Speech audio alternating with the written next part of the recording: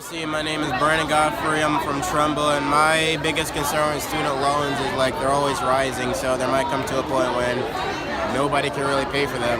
My name is Destin. I'm from Connecticut. My biggest concern on student loans is how much I have to pay back and what time I have to pay back. So, my name is Tyler Black, and my biggest concern when it comes to student loans is being able to pay them back. With the interest piled on top of them, it can get very difficult to do so. So, difficulty of paying them back.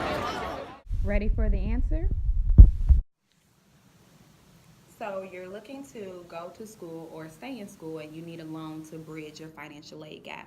It's a common story for a lot of people in school, and it's really something that we can get a head start on so that you don't find yourself in mounds of debt later on trying to pay back that loan for school. So here's what you want to do. You're going to start off in the game by going to FAFSA.ed.gov. That's FAFSA.ed.gov. When you go to the free application for federal student aid, it's going to ask you all of this information about your background, about your parents, about where you live, about your taxes, and it'll give you an expected family contribution. And that is how much money the federal government expects for you to pay or your family to come up with outside of any help that they'll give you. Once you have an expected family contribution, it'll also give you a baseline of how much loans you can expect to get from the federal government. So let's say I need $100,000 for school, and let's say my expected family contribution is $20,000. That means that the federal government can put a package together for about $80,000 for me, but that $20,000 that my family is expected to contribute, I'll have to come up with on my own. All right? So that's option number one with your federal aid. Now with federal student aid, it's gonna be money that's sent directly to your school. So you'll never see it. They'll never send a check to your house, but it will automatically be applied to your student account, and it'll pay those bills for you. Another thing that you're going to want to look into is private loans, because you may not get enough from the federal government. You're still left with a surplus that you need to pay, and you've kind of probably wiped out all your free money sources, such as your scholarships, your grants, your gifts, your donations, your savings. Like you put all that money to the side. Now you need to bridge the gap. You have a private loan, and a private loan is going to be between you and your university, or it could be between you and a financial institution such as a bank or a lender or a payday loan. Any type of contract between you and a lender, that's going to be your private loan, and you're going to be responsible for paying that back. Now, there's another option for a lot of students, and it's called a Parent Plus loan. And with a Parent Plus loan, your parents take out a loan and they're approved for it, and the cash gets credited to your account. They don't see the money either, it goes straight to your account. Now, there are a couple of things to think about when we're going to apply for these loans or when we're receiving this aid. One of the things to look at is the interest rate. Is the interest rate fixed or is it variable? The higher the interest rate, the more that loan is going to cost you. And some loans give you a small interest rate in the beginning, and then over time, they increase the amount of the interest rate, or they increase the cost of that loan for you. That's a variable interest rate. With a fixed interest rate, you'll have the same percentage every single year that's due in interest. Now, when it comes to that, that's one of the fees associated with the loans is interest.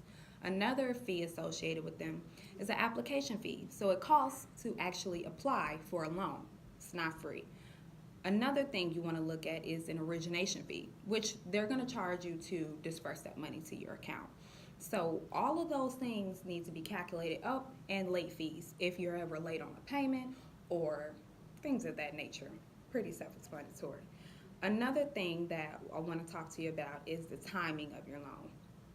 So most loans, not all of them, but most of them allow you to take a loan out, and you do not have to pay that loan back until you depart from your university or you fail to be there part-time or full-time, those stipulations. Look at the timing stipulations. It doesn't necessarily mean that you have to graduate when you depart from the university. It just means when you stop going to class or when you fail to be enrolled. That's when you're triggered to start paying that money back. And there's a small period of time before you have to make payments on it, and that period of time is called your grace period. And what happens during the grace period is you're going to get a loan, and they're going to say, okay, Bria, you graduate in December of 2017, and you have until May of 2018 to do whatever you want to do with your cash. But come June of 2018, you're going to have to begin repayment. It's on your credit, and you're required to start paying it back. That's your contract that you signed to get that loan.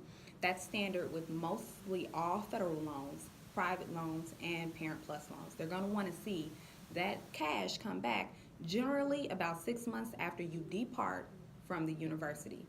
Now, one of the things that I really think you should take advantage of is the fact that you can repay your loans back at any given time. You can pay on them early while you're still in school, and you can pay on them while you're in that grace period. You can make payments. Anything you can do to decrease the amount of interest that you're paying into your loan, you want to do that, because it's so important.